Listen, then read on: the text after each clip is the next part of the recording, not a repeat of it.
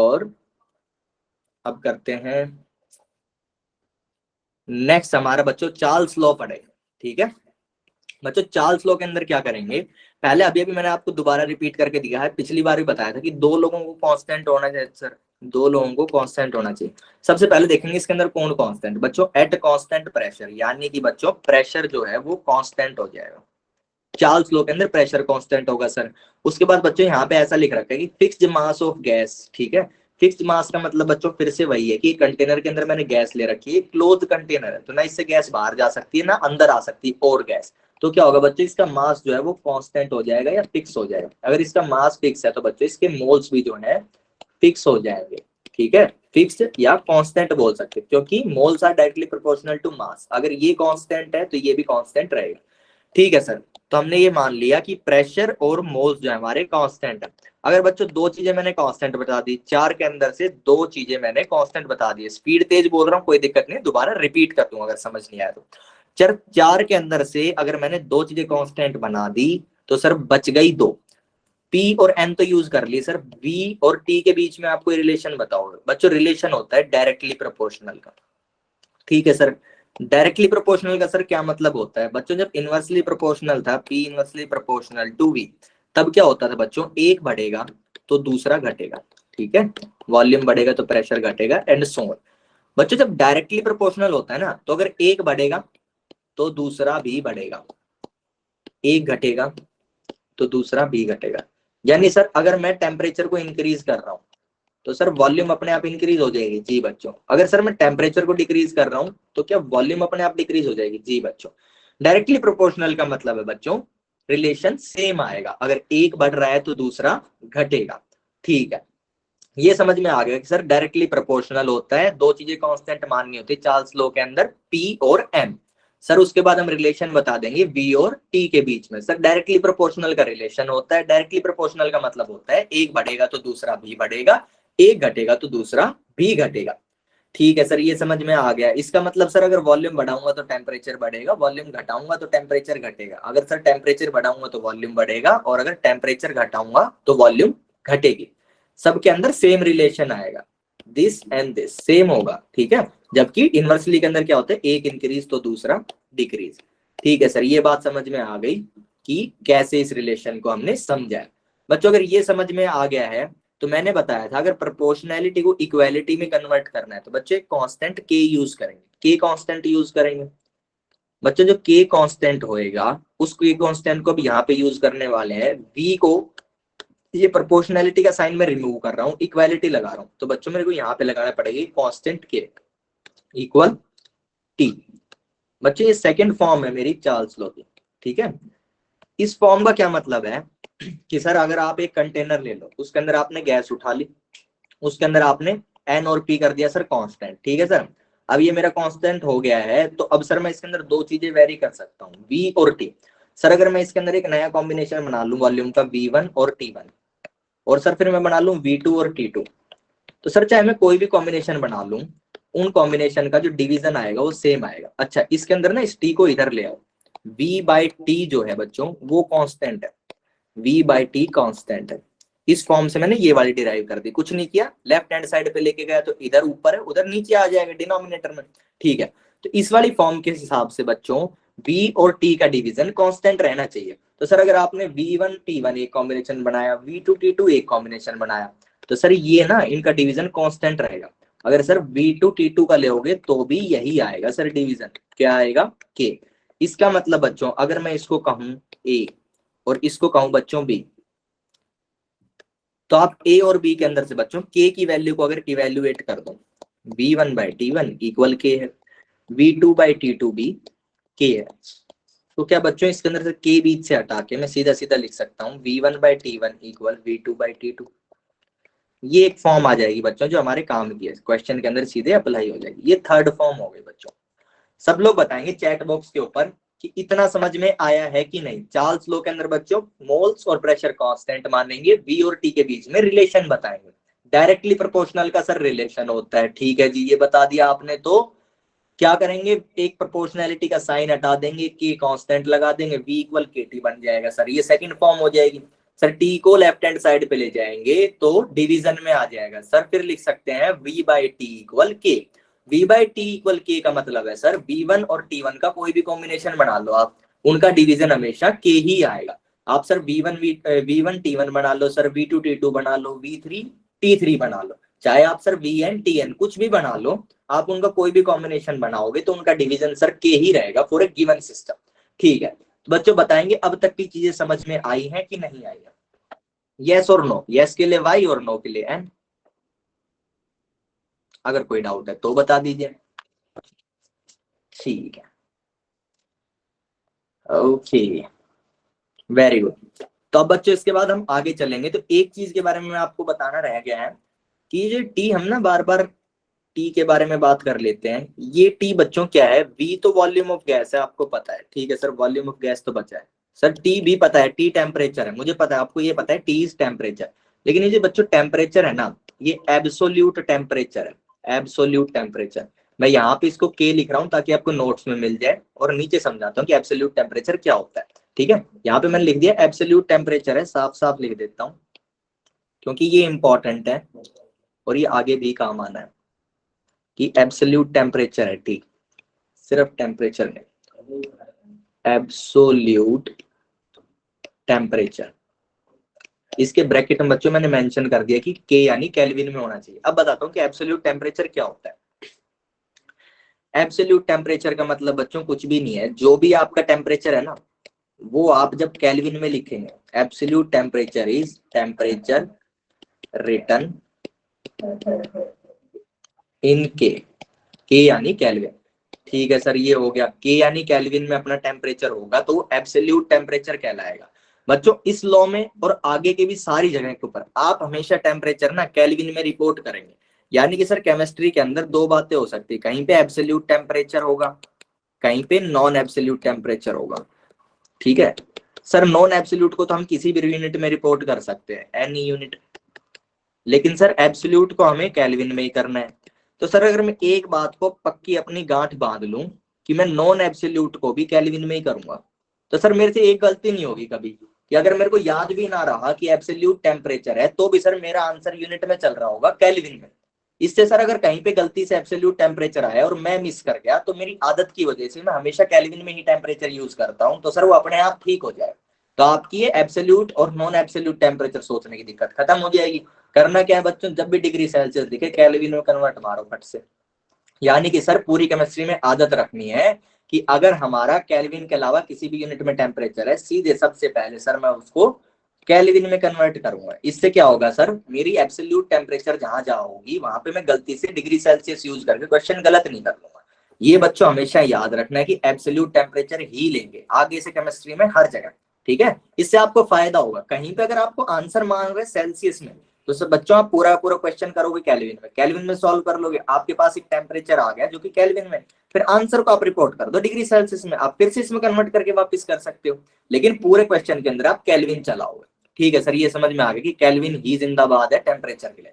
ठीक है बच्चों, ये जो है दो कर्व्स हैं आपके, मैं सिर्फ एक कर्व बताऊंगा और वो भी इनमें से नहीं, इनके जैसा, लेफ्ट वाले के जैसा एक बता रहा हूँ, क्योंकि बच्चों y equal m x plus c का इसके अंदर यूज होगा। इंटरसेप्ट इसका -273 डिग्री। जिन बच्चों को y equal m x plus c पता है वो समझ सकते हैं कि इंटरसेप्ट क्या होता है सर, क्यों ग्राफ ऊपर चला जाता है।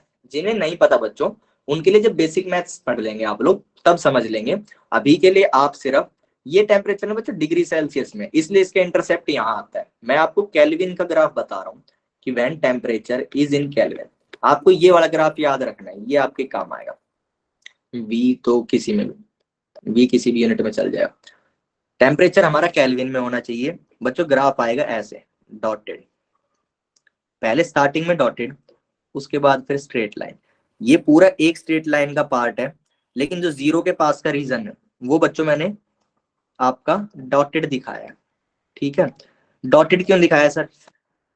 बच्चों 0 डिग्री केल्विन का मतलब होता है -273.15 डिग्री सेल्सियस। बच्चों अगर आपको टेम्परेचर का थोड़ा बहुत अंदाजा है तो -10 के ऊपर आदमी कांपने लग जाएगा। -273 बच्चों बहुत ही एक्सट्रीम कंडीशन है, तो साइंटिस्ट लैब के अंदर -273 क्रिएट नहीं कर पाए। ये जो ग्राफ होता है बच्चों, ये लोग एक्चुअली प्लॉट करते हैं, सारी कंडीशंस को टेम्परेचर वेरी कर करके उसके ऊपर वॉल्यूम देखते हैं, फिर सारा का सारा ग्राफ क्रिएट किया जाता है। तो बच्चों टेम्परेचर जो है एक गिवन लिमिट तक तो वो लोग पहुंच गए रिड्यूस करने पे, लेकिन उसके बाद बच्चों उससे पीछे टेम्परेचर को ले जाना बड़ा मुश्किल है। मान लो -50 तक लैब के अंदर उन्होंने क्रिएट कर लिया, लेकिन इससे जब आप और पीछे जाते जाओगे तो उतना ही मुश्किल होता जाएगा, ठीक है। और -273 पहुंचना तो इम्पॉसिबल है। थर्मोडायनेमिक्स कहता है बच्चों कि अगर -273 के ऊपर आप पहुंच गए, यानी कि 0 डिग्री केल्विन के ऊपर, तो हर चीज रुक जाएगी, क्योंकि टेम्परेचर जो है वही हमें मूवमेंट के बारे में बताता है मॉलिक्यूल्स के। तो बच्चों अगर 0 डिग्री केल्विन आ जाता है तो हर चीज रुक जाती है, ठीक है। आप किसी भी जगह के ऊपर इतना एक्सट्रीम टेम्परेचर मेंटेन नहीं कर पाओगे कि आप सब कुछ रोक दो, ठीक है। तो बच्चों 0 डिग्री के आसपास का कर्व साइंटिस्ट नहीं बना पाए, 0 डिग्री जाना तो बहुत दूर की बात है, उसके आसपास भी नहीं पहुंच पाए। तो सर एक डॉटेड जो कर्व है वो बनाते हैं, मान के चलते हैं कि हायर टेम्परेचर के ऊपर सर जो बिहेवियर आ रहा है स्ट्रेट लाइन का वो ही नीचे आ रहा होगा, ठीक है। तो सर ये हमने कर लिया कि हमारा ग्राफ ये वाला याद रखना है हमको, ये ग्राफ कैसा है, ये सर ऐसा ग्राफ है, डॉटेड और फिर एक स्ट्रेट लाइन। सर ये V और टेम्परेचर के बीच में, और टेम्परेचर सर केल्विन में। अगर बच्चों रटना ही हो तो आप ये रट सकते हैं कि अगर सर टेम्परेचर को मैं सेल्सियस में रख लूंगा ना, तो मेरा कर्व जो है ऐसा आएगा, यहां से सर शुरू होगा और जो डॉटेड वाला पार्ट है वो ऐसे चला जाएगा और एक कट करेगा सर -273 डिग्री सेल्सियस के ऊपर। ये कर्व बच्चों आप याद रख सकते हो सेल्सियस वाला, बस इतना, ठीक है। अगर समझ में आ रहा है तो बहुत अच्छी बात है, और अगर नहीं आ रहा है तो अभी हम नहीं छेड़ेंगे। ऐसे ही बच्चों ये वाला कर्व है, इसके अंदर भी ना PV = NRT के अंदर से मैं क्या करूंगा, P को उधर ले जाऊंगा, NR/P, ये मेरे कॉन्स्टेंट्स है, और V को इधर ले आऊंगा, V/T। तो बच्चों होता क्या है कि प्रेशर को वेरी करने से कांस्टेंट वेरी कर जाता है, कांस्टेंट वेरी करता है तो V और T का जो रेशियो है, यानी कि अगर मैं इसको V और उसको लिख लूं K, इस चीज को मैं K लिख लूं, तो ये ऐसे बन जाएगा। अब इस K का मतलब क्या है, NR/P। अगर बच्चों P की वैल्यू वेरी होगी तो NR/P पूरा वेरी होगा, यानी K वेरी होगा। बच्चों ये Y = mx ही लिखा है, ये Y है, ये x है, तो ये m है। m का मतलब जिन बच्चों को पता है स्लोप होता है, स्लोप बच्चों अगर ज्यादा होगी, ये ज्यादा कब होगी, जब आप प्रेशर को घटाओगे तो NR/P पूरी वैल्यू बढ़ जाएगी। अगर ये बढ़ जाएगी तो बच्चों स्लोप ज्यादा होगी, यानी सर लेस प्रेशर के ऊपर मोर स्लोप। मोर स्लोप का मतलब बच्चों ऊपर वाला ग्राफ। तो बच्चों यहाँ पे आप देख सकते हैं कि P1 जो है ये लेस है, तो इसका जो ग्राफ है ये सबसे ऊपर आ रहा है, मोर स्लोप, मोर स्लोप। जिसका प्रेशर ज्यादा होगा बच्चों उसकी स्लोप सबसे कम हो जाएगी, ठीक है। जिन बच्चों को स्लोप से समझ में आया अच्छी बात है, अगर नहीं आ रहा है तो कोई दिक्कत नहीं है, ये हमें अभी नहीं समझना है। जब हम आइडियल गैस पढ़ लेंगे और ग्राफ पढ़ लेंगे तब और अच्छे से समझ में आ जाएगा कि कैसे सर प्रेशर वेरी करने की वजह से अलग अलग प्रेशर के ऊपर अलग अलग ग्राफ आता है, अलग अलग स्लोप का आता है। बच्चों ये तो हो गई बात पूरे के पूरे लॉ की। अब हम करेंगे क्वेश्चन, और दोनों मिलके करेंगे, मैं और आप दोनों मिलके क्वेश्चन करेंगे। इस क्वेश्चन के अंदर मैं आपको हिंट दूंगा, अगले क्वेश्चन के अंदर कोई हिंट नहीं दूंगा। अभी के लिए हिंट दूंगा, फिर पूरा क्वेश्चन समझाऊंगा, उससे अगले क्वेश्चन के अंदर नो हिंट, सिर्फ आप लोग क्वेश्चन करेंगे। उसके बाद हो गया तो बहुत अच्छी बात, अदरवाइज मैं समझाऊंगा, ठीक है। आपको इसलिए मैं दे रहा हूं ताकि अगर आप खुद क्वेश्चन करेंगे ना तो आप अपने दिमाग को ट्रेन करेंगे कि कैसे मेरे को न्यूमेरिकल के अंदर से चीजें ढूंढनी होती, कैसे अप्लाई करना होता है। मैं करके दिखा दूंगा तो आपको कभी याद नहीं होएगा। आदमी जो चीज खुद करता है उसको याद हो जाती है, बीटी और हैंड राइटिंग। आप किसी चीज को अगर लिखते हो ना तो आपको वो चीज याद हो जाती है। तो अगर आप जब भी रिवीजन वगैरह करो तो लिख लिख के करना चाहिए, ठीक है बच्चों। ओके, तो आपको ये क्वेश्चन मैं समझा देता हूं। ये क्वेश्चन जो है बच्चों इस सैंपल ऑफ हीलियम है, ठीक है। इसके अंदर जो सैंपल ऑफ हीलियम है इसकी वॉल्यूम है बच्चों 500 सेंटीमीटर क्यूब। बच्चों क्या करना होता है, हम पहले समझेंगे कि इमेजिनेशन करेंगे किस बारे में बात कर रहे हैं। बच्चों ये हीलियम के सैंपल की बात कर रहे हैं तो किस में होगा, एक कंटेनर में ही होगा, ठीक है सर। इस कंटेनर की बच्चों ये दो सिचुएशन बताएगा, एक होगी इनिशियल सिचुएशन, इनिशियल। तो पहली लाइन के अंदर बच्चों इनिशियल सिचुएशन बता रहा है कि 500 cm³ जी मेरी वॉल्यूम। उसके बाद बच्चों ये एक चीज बता रहा है कि टेम्परेचर जी मेरा 373 केल्विन है, ठीक है सर। उसके बाद बच्चों सेकंड जो कंडीशन बतानी शुरू करेगा उसको हम लिखेंगे कि सर वही गैस है, लेकिन अब की बार मुझे कैलकुलेशन टेम्परेचर की तो करनी है, यानी कि सर इसके टेम्परेचर नहीं पता। सर जो वॉल्यूम है उसको ये कह रहा है कि वॉल्यूम बन जाएगी 260 सेंटीमीटर क्यूब। जब वो वॉल्यूम 260 सेंटीमीटर क्यूब हो जाएगी तो सर टेम्परेचर क्या होगा, ठीक है। तो बच्चों एक बात समझ में आ गई, ये फर्स्ट स्टेज है मेरी। फर्स्ट स्टेज की चीजों को आप 1 से मार्क करेंगे, जो सेकंड स्टेज की होगी उनको 2 से मार्क करेंगे। उसके बाद बच्चों कांस्टेंट्स की बात की जाएगी। बच्चों यहाँ पे लिख रखा है कि आपका प्रेशर कांस्टेंट है। सर मुझे एक बात तो पता चल गई, प्रेशर कांस्टेंट है। बच्चों क्या कहीं पे भी मोल्स के बारे में बोला है कि एन का क्या है, कोई चेंज आ रहा है? नहीं बोला। अगर बच्चों चेंज आने का नहीं बोलता है तो आप उस चीज को कांस्टेंट माने, क्योंकि जब तक हमें चेंज के बारे में बताया नहीं जाएगा हम उस चेंज को क्वेश्चन के अंदर इवेलुएट या यूज नहीं कर सकते। तो अगर मेरे को चेंज नहीं बताया जा रहा है या फिर मेरे को बताया जा रहा है कि मोल्स जो है जी आपके 2 मोल है, चेंज होके कितने हो जाएंगे ये बात नहीं बताई जाती, तो इसका मतलब भी पूरे टाइम 2 मोल ही रहेंगे। यानी कि आपको अगर एक वैल्यू दे रखी है तो भी आप कांस्टेंट मानेंगे, अगर मोल का कोई जिक्र ही नहीं है तो भी कांस्टेंट मानेंगे। ऐसे ही अगर यहाँ पे प्रेशर इज कांस्टेंट ना लिख रखा होता तो भी हम इसको कांस्टेंट मान लेते, या फिर प्रेशर की वैल्यू दे रखी एक बार तो भी हम इसको कांस्टेंट मानेंगे, क्योंकि एक ही वैल्यू दे रखी, दूसरी दे नहीं रखी, तो चेंज के बारे में अगर हमें नहीं बताया तो फिर वो कांस्टेंट रहा होगा। ठीक है बच्चों, ये बात समझ में आ गई कि सर कांस्टेंट कौन है, पी और एन।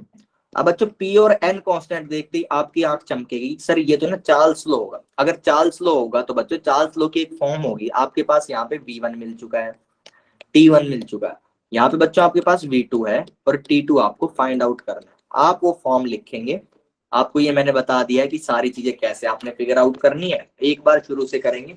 यूनिट कन्वर्जन का ध्यान रखेंगे अगर कोई चाहिए तो, ठीक है, अगर यूनिट कन्वर्जन कोई चाहिए तो आप उसका ध्यान रखेंगे और ये क्वेश्चन सॉल्व करेंगे। You have 3 minutes to find out the answer. Current time is 8:14, 8:17 पे मैं आपको ये क्वेश्चन करके बताऊंगा। सब बच्चे कोशिश करेंगे, ठीक है, और 3 मिनट बहुत इनफ है, जल्दबाजी कोई नहीं करेगा, किसी को 1 मिनट में नहीं बताना है, सब बच्चे कोशिश करेंगे, अगर होता है तो भी बढ़िया, नहीं होता है तो भी बढ़िया। दिमाग चलाना है बस, एफर्ट करना है।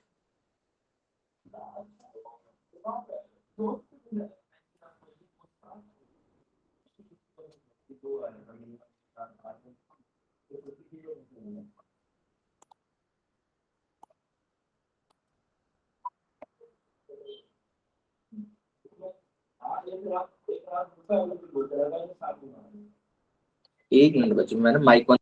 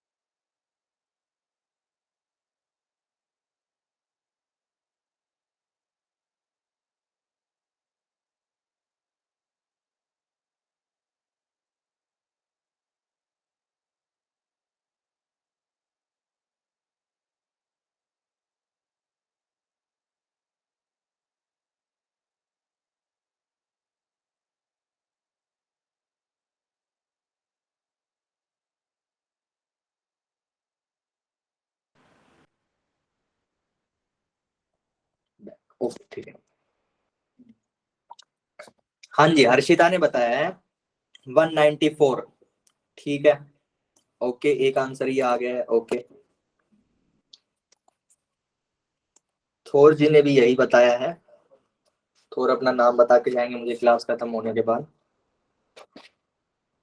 अभी ग्रुप चैट में नहीं बताएंगे, सबको पता चल जाएगा, आइडेंटिटी रहस्यमय ही रहनी चाहिए। ठीक है, तो बच्चे करके बता रहे हैं और सही सही आंसर भी आ रहे हैं, बिल्कुल सब लोग करेंगे, सब लोग एक एक आंसर देंगे मुझे। 1 मिनट और है, 8:18 तक रख लेते हैं।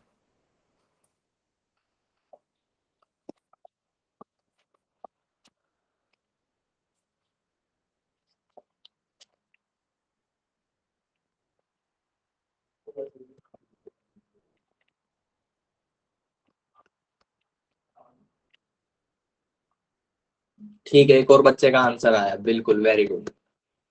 यार एक बात है, मैं और जगह क्लास लेता हूँ तो बच्चे कैलकुलेटर से करके बिल्कुल एग्जैक्ट आंसर बताते हैं, तो ये आप ये 194 बता रहे हो, ये कैलकुलेटर से करके राउंड फिगर करके बता रहे हो, या फिर एक बच्चे ने 194 लिखा है तो बाकी लोग 194 लिख रहे हैं? क्योंकि एग्जैक्ट आंसर 194 तो नहीं है, आसपास है उसके।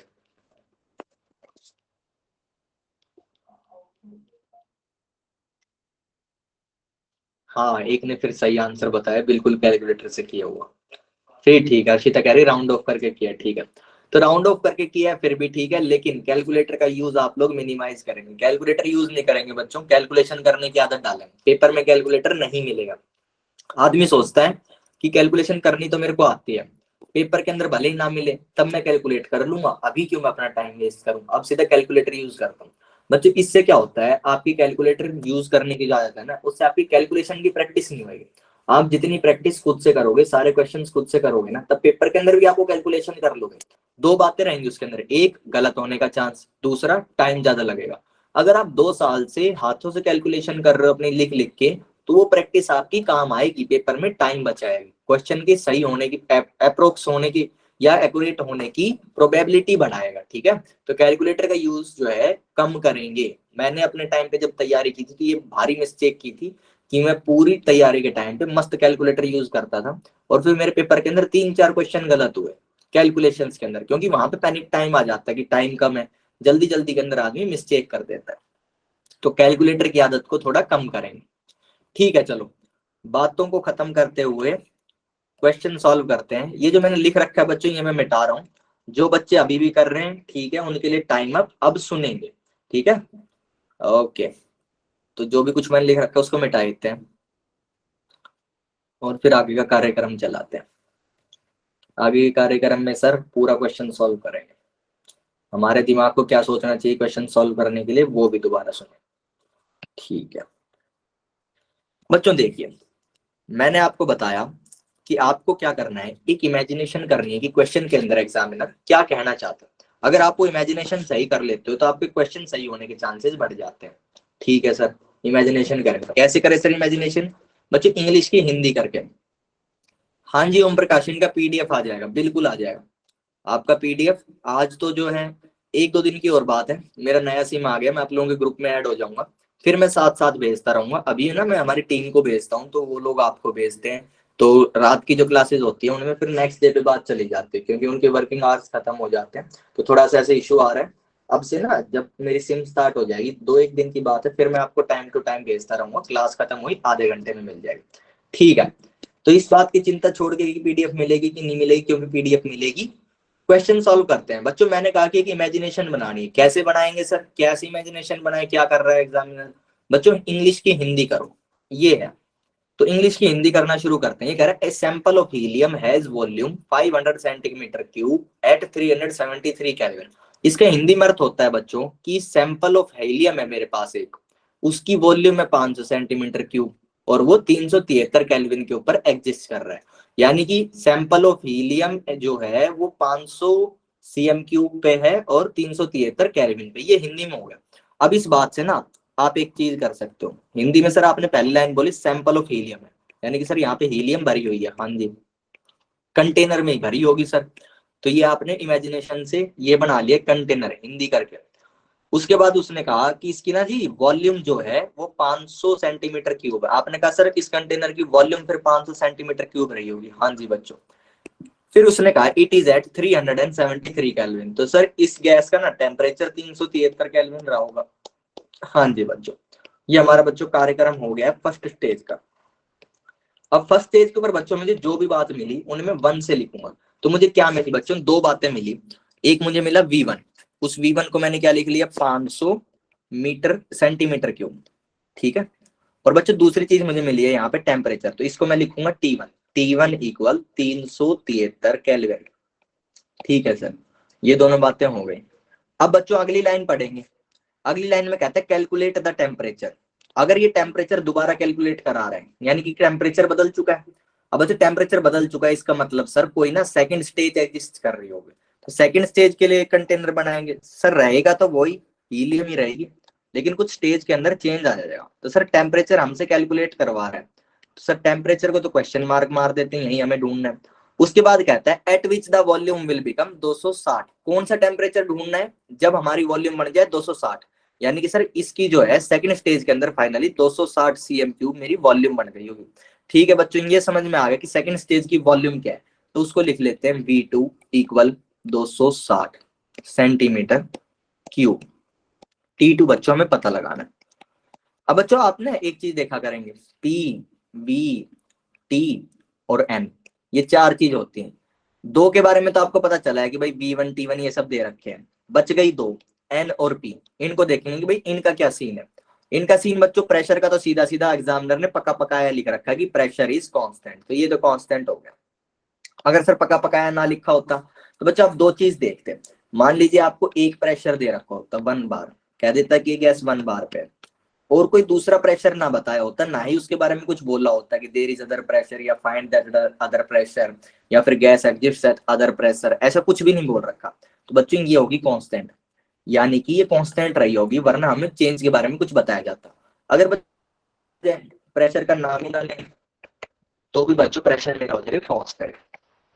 यानी सर जब जब, अच्छा आवाज थोड़ी सी खराब हो रही बच्चों, हाँ अब ठीक आ गई।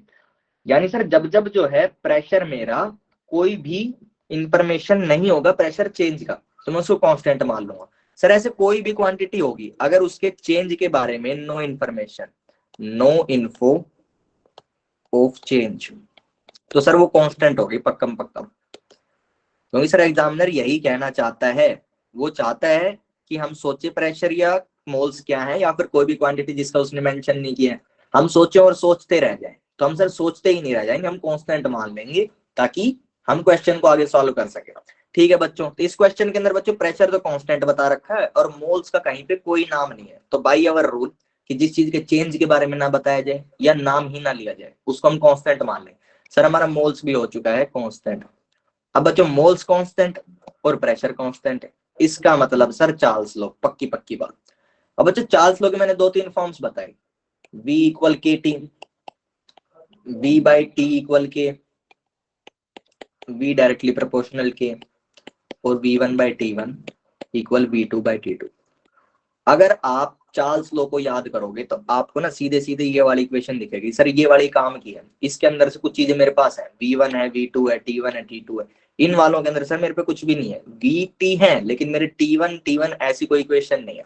तो बच्चों आप ये देखेंगे मेरे को ये वाली इक्वेशन यूज करनी है, V1 by T1 equal V2 by T2। ठीक है सर, ये वाली इक्वेशन यूज करेंगे, कैसे करेंगे, यहाँ पे लिख लो बच्चों, V1 by T1 equal V2 by T2।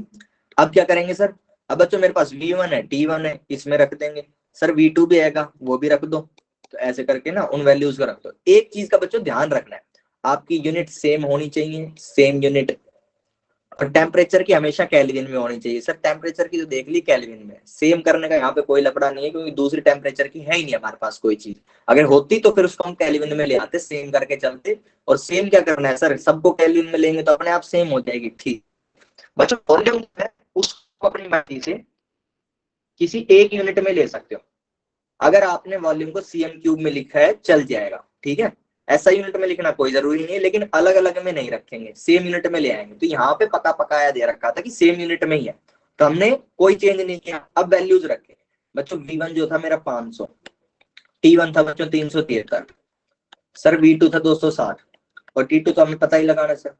Sir T2 भाई की वैल्यू क्या हो जाएगी, तो T2 जो है, T2 और T2 सर इधर जाएगा, इधर जाएगा तो न्यूमरेटर में आएगा, तो यहाँ से सर T2 इक्वल, और सर ये वाली वैल्यू ऊपर जाएगी और ये वाली वैल्यू नीचे आएगी, 260 को सर 373 से गुणा करेंगे, यानी सर 260 को 373 से मल्टीप्लाई करेंगे, और सर डिवाइड कर देंगे 500 यानी 500 से। सर इसको जब मैं कैलकुलेशन करूंगा तो मेरा उत्तर आ जाएगा सर 193.96, यानी कि 193.96 केल्विन।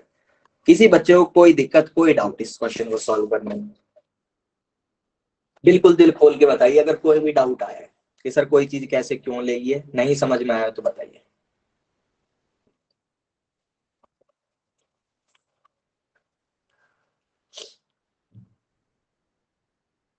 हाँ जी, वाई एंड एन सब समझ आया तो वाई, नहीं आया तो एन, और डाउट है तो डाउट। ठीक है, वाई वाई तो आगे चलते हैं। बिल्कुल बच्चों बेसिक क्वेश्चन कराया है, हमारा पर्पज कोई ऐसा नहीं है कि आज ही आपको अफलातून बना दे, बेसिक क्वेश्चंस करेंगे उनसे फिर आप कॉम्प्लिकेट अपने आप कर सकते हो कंसेप्ट बिल्ड करके। ठीक है सर, ये समझ में आ गया कि बेसिक क्वेश्चन कर लिया, ये क्वेश्चन आपको समझ में आ गया। अब बच्चों अगले लॉ पे चलेंगे। अगला लॉ जो है उसका नाम गे-लुसेक्स लॉ है। अब तक बच्चों मैंने आपको लॉ ना बहुत एक्सप्लेन कर करके बताया कि कैसे वो डिराइव हो रहे हैं, क्या चीज कांस्टेंट है, किनके बीच में रिलेशन है, ताकि मैं आगे के उड़ा सकूं, आपको जल्दी जल्दी समझ में आए। सर ये लॉ है तो इसके अंदर मैं किन्हीं दो चीजों को ना सर कांस्टेंट लूंगा, सर वो ढूंढने मुझे लॉ के स्टेटमेंट में से। एक सेकंड बच्चों, लेट मी टेक दिस।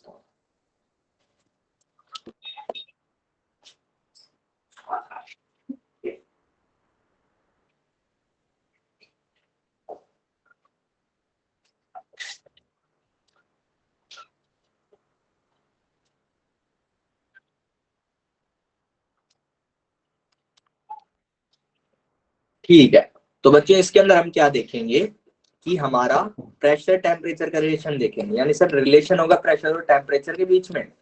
ठीक है सर, उसके बाद जो है हम देखेंगे कौन लोग कांस्टेंट रखने हैं। तो सर इसने लिख रखा है एट अ फिक्स्ड वॉल्यूम, यानी सर वॉल्यूम होगी फिक्स। उसके बाद कह रहा है sir fixed mass, fixed mass होने का मतलब सर मोल्स कांस्टेंट है। ठीक है सर, बी और एन जो है हमारे कांस्टेंट हो गए। और सर ये तो आपने लिख दिया रिलेशन के इनके बीच में, चार लोग होते हैं पी बी एन और टी, इनका कार्यक्रम हम कर रहे होते हैं, दो को कांस्टेंट, दो का रिलेशन, हमें पता चल गया कौन कांस्टेंट है, बी और एन कांस्टेंट है सर, पी और टी के बीच में रिलेशन होगा। सर क्या रिलेशन होगा बच्चों, P directly proportional to T का होगा, exactly similar to Charles law. अगर सर डायरेक्टली प्रोपोर्शनल, प्रेशर बढ़ने पे टेम्परेचर बढ़ेगा, प्रेशर घटने पे टेम्परेचर घटेगा। ठीक है सर, प्रेशर जो है टेम्परेचर को अगर सर मैं बढ़ा दूं तो मेरा प्रेशर इंक्रीज हो जाएगा, और सर अगर टेम्परेचर को घटा दूं तो मेरा प्रेशर डिक्रीज हो जाएगा। सेम वही बातें चलेंगे बच्चों चार्ल्स लॉ वाली। ठीक है, तो ये हो गया। अब इसके बाद मैं क्या करूंगा सर, प्रोपोर्शनैलिटी का साइन हटा के केटी लिख दो, ये हो गई सर एक और फॉर्म, इसको आप सेकंड फॉर्म बोल दो। चलो ठीक है बच्चों, इस प्रेशर के अंदर यहाँ पे टेम्परेचर का डिवाइड दूंगा तो पी बाई टी इक्वल के बन जाएगा। इस बात का क्या मतलब है सर, आपने एक सिस्टम ले लिया जिसका आपने एन एंड वी कांस्टेंट कर लिया है। सर अगर एन एंड वी कांस्टेंट कर लिया तो आप उसके लिए प्रेशर और टेम्परेचर के सेट, कोई भी सेट बना लो, कोई भी सेट ऑफ कॉम्बिनेशन बना लो, P1 T1 sir, P2 T2, चाहे Pn Tn, कितने ही सेट बना लो सर, उन सब का सर जो डिवीजन होगा ना वो आएगा सर के। अगर सर उन सब का डिवीजन के आएगा तो सर आप ऐसे लिख सकते हो P1/T1 इक्वल के, सर P2/T2 को भी सर आप के लिख सकते हो। सर इस चीज से ना आप ऐसा लिख सकते हो कि P1/T1 इक्वल P2/T2। सर ये थर्ड फॉर्म हो गई। सर ये काम की होती है, इस पे हो सकता है आप अगला क्वेश्चन कराओ, नहीं कराएंगे क्योंकि ऐसे क्वेश्चन आपने पीछे कर लिया बच्चों। पीछे आपने जो क्वेश्चन किया है उसके अंदर हमने क्या लिखा कि V और T थे, यहाँ पे V बदल के P आ गया, सेम टू सेम वही है, सेम टू सेम वैसा ही है। अच्छा कुछ कुछ गायब हो गया, P1/T1 इक्वल P2/T2, ये बच्चों मेरा सेकंड फॉर्म हो गया, थर्ड फॉर्म हो गया एक्चुअली। ठीक है सर, V को और T का जो रिलेशन था उसके अंदर P लिख दिया है, तो सर इसका क्वेश्चन कैसा होगा, सर दो P दे दोगे, एक T दे दोगे, तीसरा सेकंड T पूछ लोगे, या फिर सर ऐसे कर सकते हो एक P दे दिया, दो T दे दिए, सर सेकंड P पूछ लेंगे। ठीक है बच्चों, ये हो गया। यानी कि बच्चों इस क्वेश्चन के अंदर आपको कुछ नया नहीं करना होगा, जैसे पिछला किया था वैसे ही करना होगा। तो सर ये लॉ ऑलमोस्ट सेम है, इसके अंदर P की जगह V लिख लिया है। बताइए बच्चों किसी को कोई भी डाउट। हाँ सर, T जो है एब्सोल्यूट टेम्परेचर आपने बताया था, और सर ना भी बताते तो भी हम आपसे हमेशा केल्विन में लेने वाले थे। टी हो गया बच्चों एब्सोल्यूट टेम्परेचर। इस लॉ के अंदर बच्चों नया बताने का कुछ भी नहीं है, तीन फॉर्म्स हैं, 1 2 और ये तीसरी ये वाली, इसको चाहो तो फोर्थ बोल लो। ठीक है, बताइए बच्चों इस लॉ में कोई दिक्कत कोई परेशानी।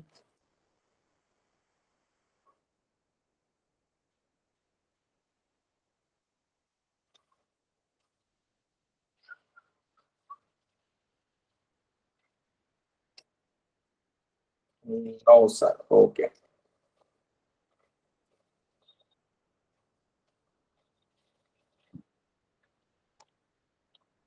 ठीक है, बाकी बच्चे ही बता देंगे अगर कोई दिक्कत है तो, वरना फिर आगे चल लेते हैं, क्योंकि ऐसे उठाने का कार्यक्रम तो करना पड़ता है क्योंकि क्लास तो ना खत्म भी करना है टाइम, और मैं वैसे ही हर बार ज्यादा टाइम लेता हूँ।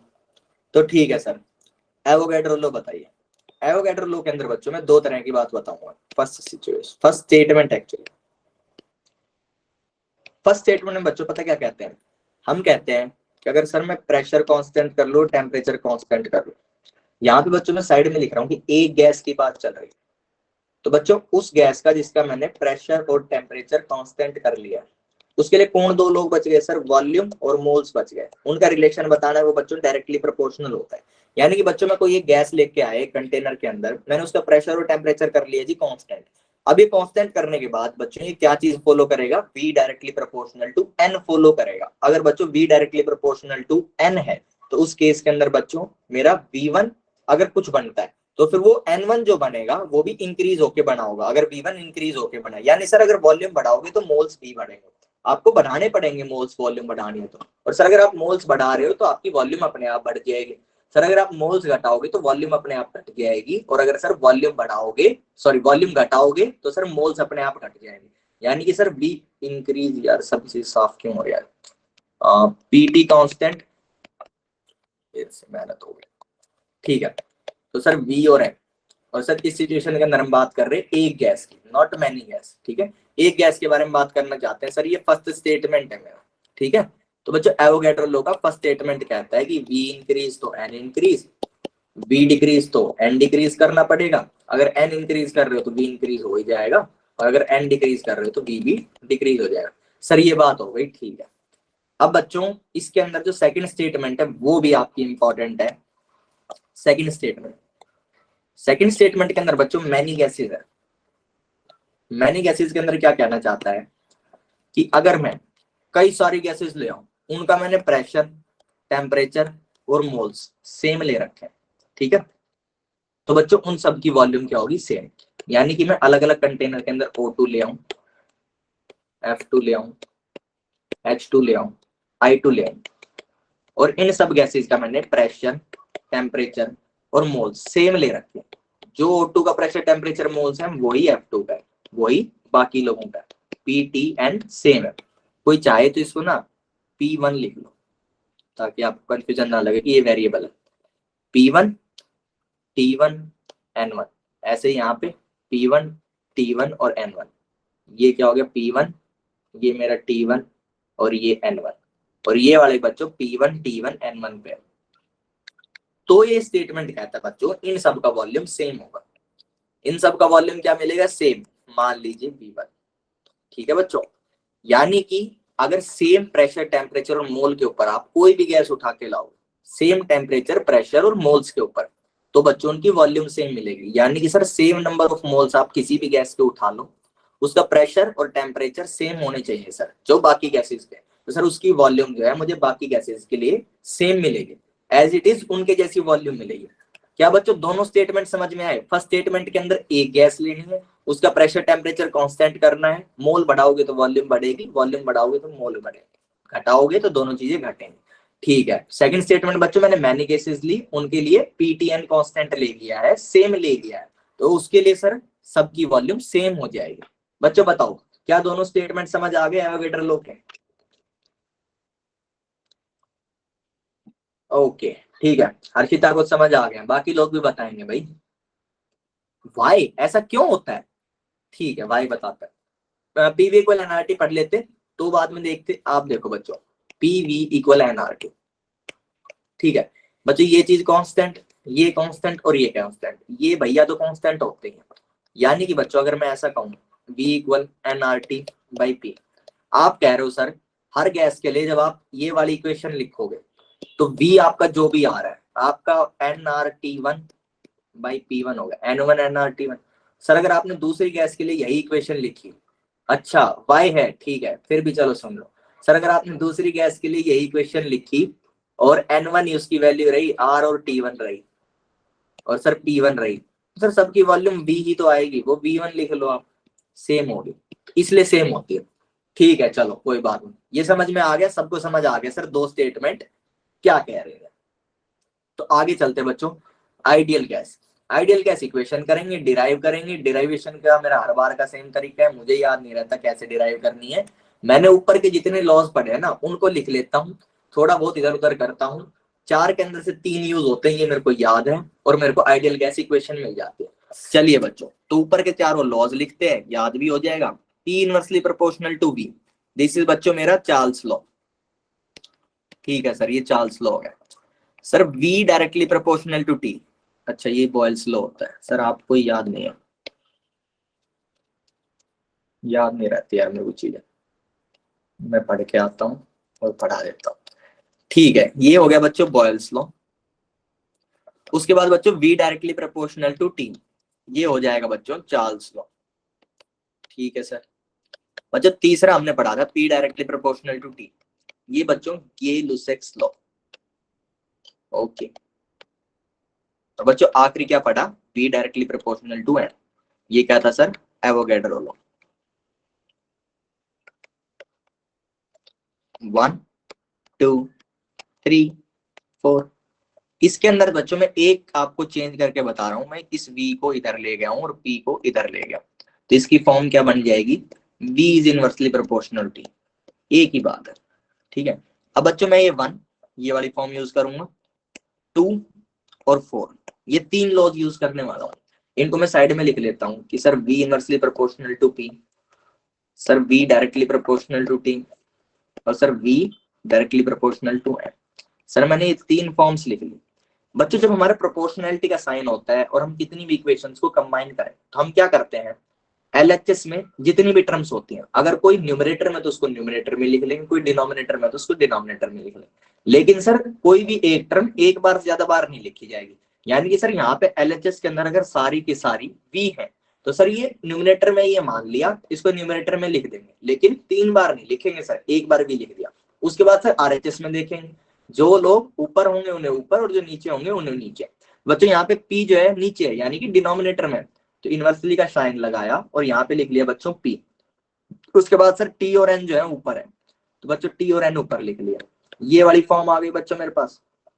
अब साइड में मैग्नीफाई करके पढ़ेंगे, शीट हो गई खत्म। ओके, यहाँ पे आ गए सर, आपने ना वहां पे इतना लिख लिया है टी एन बाई पी। ठीक है बच्चों, टी एन बाई पी लिख लिया, तो इसे P V directly proportional to T N लिख लो। क्या कर रहे हो सर? इधर ले गए। ठीक है बच्चों, अब इस साइन को मैं हटाना चाहता हूं तो मैं कांस्टेंट लिखूंगा, वो हो गया टी एन गुना आर। ठीक है सर, अब इस आर को जो जानते हैं हम फॉर्म उसमें ले लो, आर को बीच में लिख लिया एन और टी के। ठीक है सर। सर इसका क्या नाम है? Ideal gas equation. सुंदर प्यारी, सबसे काम की पूरी फिजिकल केमिस्ट्री के अंदर आइडियल गैस इक्वेशन, हर जगह इसको घसीट लिया जाएगा। सर इसके अंदर पीवी क्या होते हैं? पीवी बच्चों प्रेशर ऑफ गैस। बच्चों V is the volume of gas, volume of gas. Sir N is moles of gas, और T is sir temperature of gas. Sir R के बारे में बताइए, ये क्या है? R बच्चों यूनिवर्सल गैस कांस्टेंट है, यूनिवर्सल गैस कांस्टेंट। ठीक है बच्चों, इसकी दो वैल्यूज हो सकती हैं, 8.314 जूल पर मोल पर केल्विन। ठीक है जी। और बच्चों दूसरी जो वैल्यू हो सकती है वो है 0.0821 लीटर एटीएम पर मोल पर केल्विन। नीचे और साफ करके लिख दूंगा, अभी मैं सिर्फ बता रहा हूँ कि दो वैल्यूज होती है।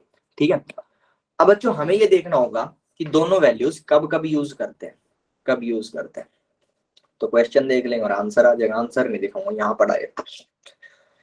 हाँ, तो बच्चों मैंने लिखा कि आर की ना दो वैल्यूज हो सकती है, 8.314 जूल पर मोल पर केल्विन, और आर की दूसरी वैल्यू हो सकती है बच्चों 0.821 लीटर एटीएम मोल पर केल्विन। ठीक है, इसको बच्चों यूज करना देखना है कि कैसे देखें।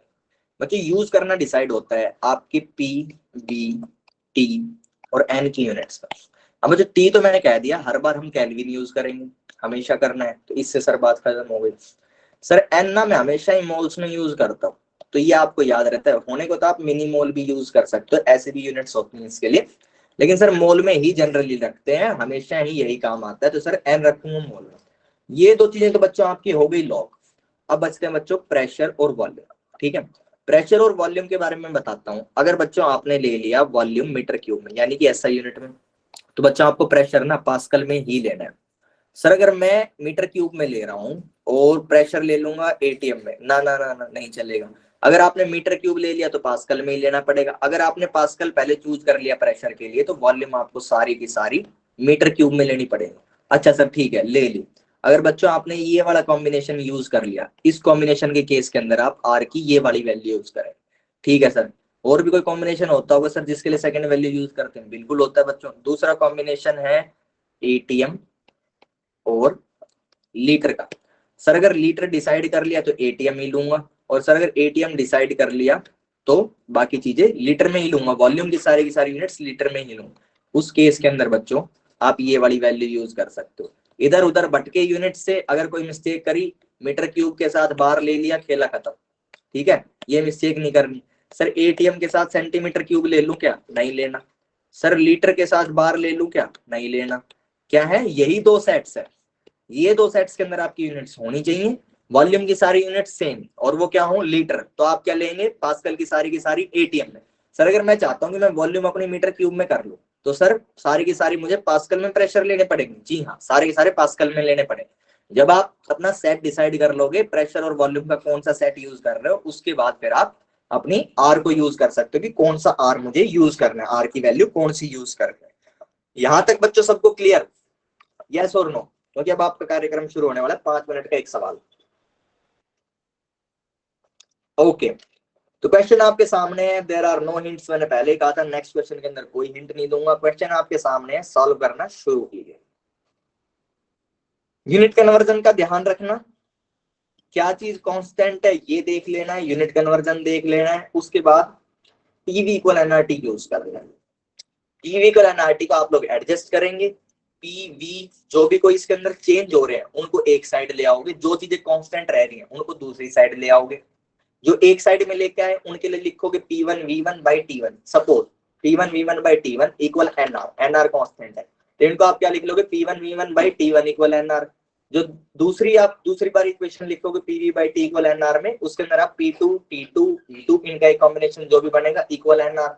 ठीक है, उसके बाद एनआर एनआर इक्वेट कर दोगे, P1V1/T1 इक्वल P2V2/T2। काफी बता दिया, इससे ज्यादा नहीं बता रहा। 5 मिनट है, 45 में 50 तक डिस्कस करेंगे, 50 पे करना शुरू करूंगा, 5 मिनट में खत्म करेंगे, क्लास खत्म, उसके बाद डाउट्स। ओके, जो time starts now 8:45। Unit conversion का ध्यान रखेंगे, कौन सा कॉम्बिनेशन लेना है ये ध्यान रखेंगे। यहाँ पे जो 40 ओसी दिख रहा है, this 40 OC is 40 degree Celsius. जो -6 ओसी दिख रहा है, दिस इज -6 डिग्री सेल्सियस, ताकि कोई ये बहाना ना बनाए कि सर समझ नहीं आया था। ओके।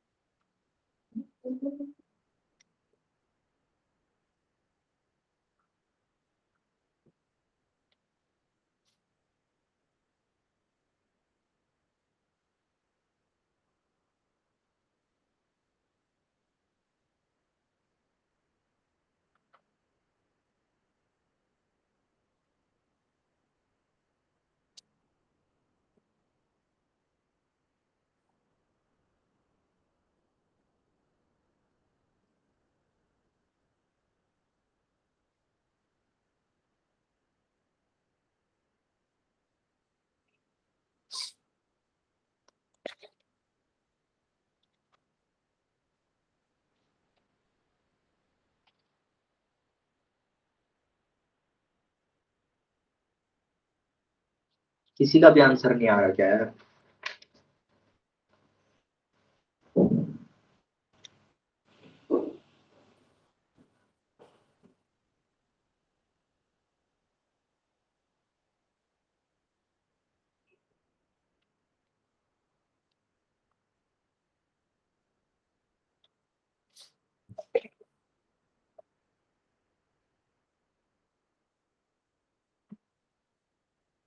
क्या हुआ बच्चों, समझ में नहीं आ रहा किसी को या चल रहा है?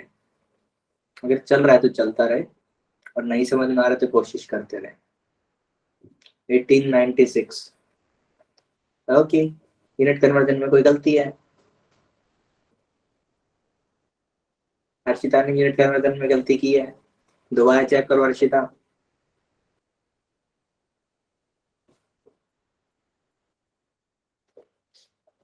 चेक करो यूनिट सेम की थी कि नहीं की थी, वॉल्यूम और दोनों वॉल्यूम्स की। 3 डेसिमल की गलती है। 3 डेसिमल का कन्वर्जन जो है आपका वॉल्यूम में ही है। 0.225 शायद लेनी चाहिए थी।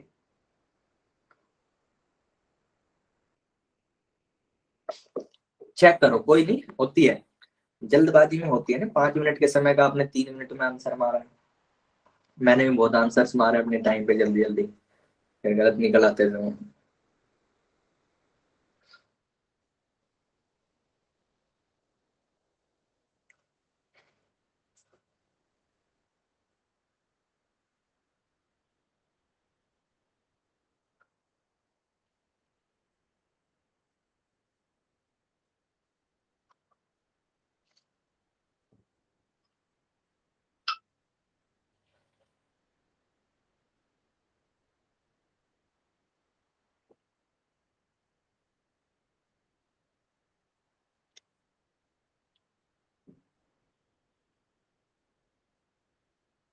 मिली मिस्टेक हर्षिता?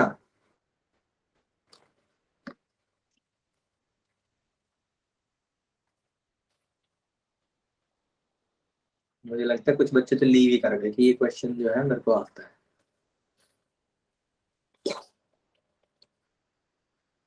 मिस्टेक नहीं मिली, 0.225 ही लिया था। ठीक है, चलो अभी जब हम करेंगे ना तब मिल जाएगी। चलिए बच्चों, 850 हो गया टाइम अप। ये चीज आप नोट कर लेंगे, जो इस स्लाइड में मैंने लिख रखी है कि 8.314 ये वैल्यू होती है और 0.0821 वैल्यू होती है। कॉपी में छोटा सा नोट ले लेंगे, 30 सेकंड दे रहा हूँ नोट लेने के लिए। कब कौन सी वैल्यू यूज करनी है ये भी लिख लेंगे। ऊपर वाली के लिए कॉम्बिनेशन लिख लो पास्कल एंड मीटर क्यूब, नीचे वाली के लिए एटीएम और लीटर। 30 सेकंड घड़ी चला रखी है मैंने। उसके बाद ये साफ कर देंगे और क्वेश्चन करना शुरू करेंगे बच्चों।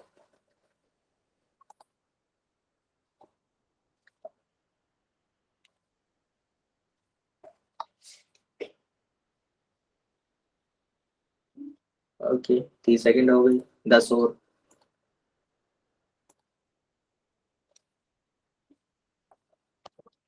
बाकी की 10 भी हो गई।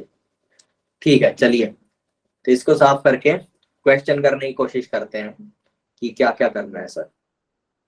वही बच्चों अपना देसी जुगाड़, इंग्लिश की हिंदी, और उससे अपना काम बन जाएगा। चलिए, इंग्लिश की हिंदी करते हुए सर पढ़ते हैं तो हमें समझ में आता है कि नाइट्रोजन का सैंपल है। ठीक है जी, पहली लाइन का पहला पार्ट कह रहा है नाइट्रोजन का सैंपल है N2 किसी कंटेनर में। कहता है जी 1 लीटर वॉल्यूम। किसी बच्चे ने आंसर नहीं दिया है तो सब लोग अब सुनेंगे, टाइम अप है। ठीक है, कोई बात नहीं, सॉल्व करने पे अब ध्यान देंगे कि कैसे करना है। बच्चे इसमें लिखा कि सैंपल ऑफ नाइट्रोजन है। सर पहली लाइन के पहले पार्ट में हमें समझ में आया सैंपल ऑफ नाइट्रोजन है, तो हमने नाइट्रोजन का डब्बा बना लिया। सर उसकी वॉल्यूम कह रहे हैं जी 1 लीटर है। ठीक है जी, 1 लीटर अगर वॉल्यूम है उसकी तो लिख दिए 1 लीटर। उसके बाद कह रहा है जी एट प्रेशर 0.5 एटीएम। 500 है तो दोनों जीरो को खा के हम सीधा ये लिखेंगे। 500 का मतलब यही होता है, अगर डेसिमल के बाद पीछे जीरो लग रहे हैं तो उनको हटा देना चाहिए। ठीक है सर, इतना हो गया सर इसका प्रेशर। सर टेम्परेचर भी बता रहा है ये तो, 40 डिग्री सेल्सियस पे सर ये वाला कंटेनर। ठीक है जी बच्चों, ये हो चुकी है मेरी फर्स्ट स्टेज। फर्स्ट स्टेज के अंदर बच्चों जो जो वैल्यूज लिखी हैं उनको अगर हम लिखें, वॉल्यूम बच्चों मेरी लिखी है मैंने 1 लीटर। बच्चों प्रेशर जो है मेरा P1 वो हो गया 0.5 एटीएम। और उसके बाद टेम्परेचर T1 जो है वो हो गया सर 40 डिग्री सेल्सियस। अब सर देखते हैं सेकंड सिचुएशन क्या है। सेकंड सिचुएशन में कह रहा है और यहीं पे क्वेश्चन गलत है, सेकंड सिचुएशन पे नहीं जाना। सेकंड सिचुएशन पे नहीं जाएंगे बच्चों, पहले क्या करेंगे, कन्वर्जन। कन्वर्जन किसका, केल्विन में टेम्परेचर का। सर प्रेशर का तो नहीं किया, अभी उसका पता नहीं है ना बच्चों कौन सी यूनिट में लेके जाना है। टेम्परेचर का पता है कि हर बार मुझे केल्विन में ही लेके जाना है, तो इसको आप कन्वर्ट करके लिख लेंगे 313 केल्विन। 40 जमा 273, 0.15 मैंने हटा दिया क्योंकि अप्रोक्स में हम आंसर ले लें। Sir 313 kelvin. कभी भी बच्चों सेल्सियस छोड़ के आगे नहीं चलना है, क्वेश्चन में आदत डाल लो, केल्विन पे आएंगे। ठीक है सर, केल्विन में इसको कन्वर्ट कर लिया।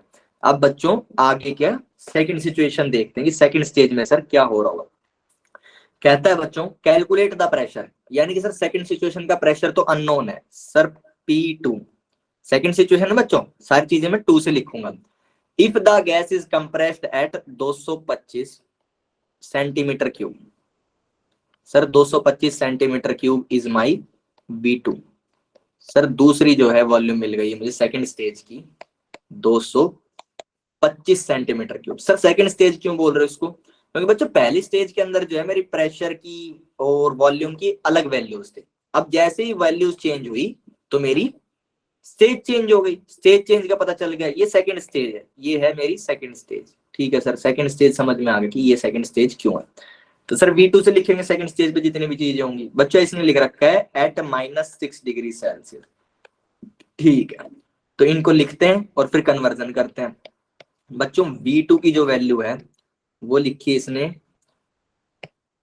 225 सेंटीमीटर क्यूब, 225 सेंटीमीटर क्यूब। चलो इसका कन्वर्जन कर लेंगे। P2 जो है वो पता लगाने सर, T2 जो सर इसने लिख रखा है -6 डिग्री सेल्सियस। सर इसको मैं सबसे पहले केल्विन में परिवर्तित करूंगा। केल्विन में परिवर्तित करने पर सर -6 के अंदर जब मैं 273 जोड़ूंगा तो मेरा उत्तर आ जाएगा 267 केल्विन। यानी सर T2 जो है मेरा 267 केल्विन है, 267 केल्विन। अब बच्चों V2 पे बात आती है कि V2 का, अच्छा सर पहले P, V और T के अंदर से 3 तो मिल गए। सर N के बारे में क्या, बच्चों N के बारे में कोई जिक्र नहीं है, तो 100% N इक्वल कांस्टेंट है। N इक्वल सर कांस्टेंट है। ठीक है सर, ये बात भी समझ में आ चुकी है। सर मैंने वॉल्यूम्स लिख लिए, प्रेशर लिख लिए, टेम्परेचर लिख लिए, मोल्स के बारे में पता लगा लिया है कि ये कांस्टेंट है। अब सर यूनिट कन्वर्जन करूंगा। तो बच्चों आप एक चीज देख सकते हो कि प्रेशर जो है, दूसरा प्रेशर तो है नहीं, तो इसे किस यूनिट में ले जाऊं नहीं पता। इसके लिए मैं डिसाइड करूंगा कि वॉल्यूम को किस यूनिट में ले जा रहा हूँ, उसके हिसाब से देखूंगा। अब बच्चों दो ऑप्शन है, वॉल्यूम लीटर में और सेंटीमीटर क्यूब में। अगर मैं कहूँ मैं लीटर वाली को सेंटीमीटर क्यूब में ले आऊंगा, तो बच्चों अगर मैं लीटर वाली को सेंटीमीटर क्यूब में ले आया तो मेरी वॉल्यूम की यूनिट का क्या हो गया, सेंटीमीटर क्यूब। प्रेशर मेरा किस में, एटीएम में। क्या मुझे आर की कोई वैल्यू पता है इस सेट ऑफ यूनिट्स के लिए, नहीं पता सर। तो सर मुझे किसके लिए पता है, एक तो सर पता है मेरे को लीटर और एटीएम के लिए, एक पता है सर मीटर क्यूब और पास्कल के लिए। तो सर एक काम करता हूँ, एटीएम को मीटर क्यूब में पास्कल में ले जाता हूँ और वॉल्यूम को मीटर क्यूब में। अगर बच्चों आप ये वाला सेट यूज करते हो, आप अपने प्रेशर को एटीएम में ले जा रहे हो, तो एक कन्वर्जन P1 की एटीएम में, V1 की बच्चों मीटर क्यूब में, और V2 की मीटर क्यूब में। अच्छा सर बच्चों अगर मैं ये वाला सेट यूज करूं तो मेरा P1 तो पहले ही सेट है एटीएम पे, यानी सर P1 का काम हो गया। सर V1 भी तो लीटर में है, इसका भी काम हो गया, यानी कि बच्चों सिर्फ V2 को मुझे लीटर में कन्वर्ट करना पड़ेगा। इधर बच्चों 3 कन्वर्जन और इधर 1 कन्वर्जन, कौन सा बढ़िया, सर एक वाला, मेहनत बची टाइम बचा, तो एक वाला करेंगे। एक वाले कन्वर्जन के अंदर क्या करना है, एटीएम और लीटर का सेट यूज करेंगे सर। ठीक है जी, हालांकि इस क्वेश्चन के अंदर आपको आर की जरूरत नहीं पड़ने वाली, लेकिन फिर भी मैंने आपको बताया कहीं पे अगर आर यूज करना पड़ेगा तो वहां पे आप ऐसे यूनिट सिलेक्शन करेंगे किस यूनिट में लेके जाऊं जिससे सबसे कम कन्वर्जन करने पड़े। ठीक है सर। सर 225 को आप कन्वर्ट करके बताओ, तो इसको बच्चों अगर कन्वर्ट करके बताएं तो 1 लीटर में 1000 सेंटीमीटर क्यूब होते हैं। सर 1 लीटर में 1000 सेंटीमीटर क्यूब, तो सर 1000 सेंटीमीटर क्यूब में 1 लीटर, यानी सर 1 सेंटीमीटर क्यूब में 1/1000 लीटर। सर 225 सेंटीमीटर क्यूब में कितने हो गए, सर 225/1000 लीटर। सर ये यूनिटरी मेथड बोलते हैं कि इसको, हाँ बच्चों यूनिटरी मेथड बोलते हैं। तो बच्चों 225 सेंटीमीटर क्यूब कितने हो जाएंगे हमारे 0.225 लीटर। ये लो सर कन्वर्जन हो गया हमारा। कन्वर्जन लिख दो बच्चों 0.225 लीटर। ठीक है जी, ये काम हो गया। अब सर आगे क्या करें बच्चों, देखो P इक्वल एनआरटी लिखो। P इक्वल एनआरटी लिख लिया सर। ठीक है जी, इसके अंदर बच्चों आपको प्रेशर के बारे में पता है, वॉल्यूम के बारे में पता है, मोल के बारे में पता है, टी के बारे में पता है, ये पता है कौन टाइम कौन कांस्टेंट है और कौन सा चेंज हो रहा है। इसके दो तरीके हैं बच्चों इस क्वेश्चन को करने के लिए, या तो आप P1 V1 इक्वल n तो कांस्टेंट है n ही रखेंगे, n1 नहीं लिखेंगे। r भी सर कांस्टेंट होता है r और T1। यहां से आप क्या करो P1 V1 बाई T1 और r आ जाएगा दूसरी साइड इनटू r इक्वल आ जाएगा बच्चों n। ये यहां से n की वैल्यू निकालो, फिर PV इक्वल एनआरटी दोबारा लिखो। इसके अंदर क्या करो सर P2 V2 और सर n की वैल्यू अब मुझे पता है, यहां से उठा के रख दूंगा। तो सर n की वैल्यू पता है अब और r पता है, और सर T2 मुझे T2 भी पता है। P2 कैलकुलेट करना है ना शायद, हमें P2 करना है। सर P2 पता लगा लूंगा, P2 equal nRT2 by V2। Sir n मैंने यहां से निकाल लिया है इधर से, और सर T2 मेरे को दे रखा है, V2 दे रखा है, तो मेरा P2 आ जाएगा। सर खेला खत्म, बिल्कुल बच्चों खेला खत्म।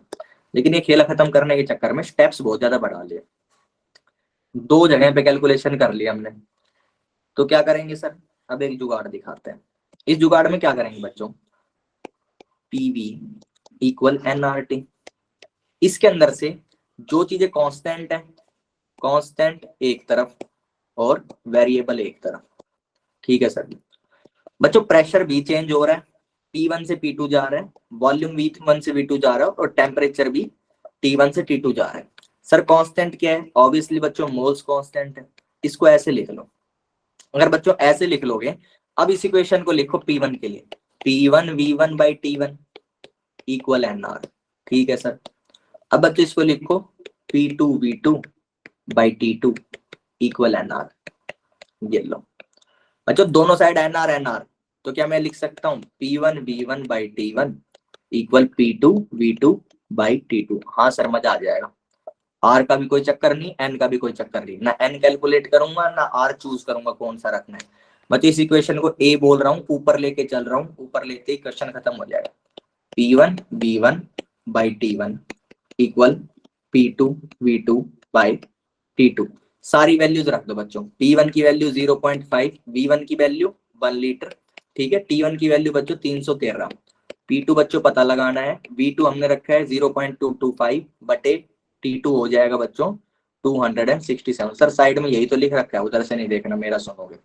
ठीक है, तो बच्चों P2 जो है यहाँ से अगर आप कैलकुलेट करके निकालोगे 0.5 इंटू 1 इंटू 267 और बटे में 0.225, 313 का इसमें गुणन है, उत्तर आएगा P2 इक्वल 1.898 m।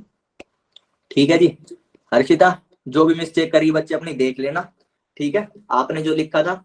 और अगर मैंने कोई मिस्टेक करी हो कैलकुलेशन में तो भूल चूक माफ, मैथ मेरा कमजोर है। कंसेप्ट समझ में आ गया है तो बताइए बच्चों, यस और नो। 15 मिनट का सीट दिए सर, क्या समझा बताइए बच्चों, समझ आ गया कि नहीं। ठीक है, क्लास बच्चों मेरी तरफ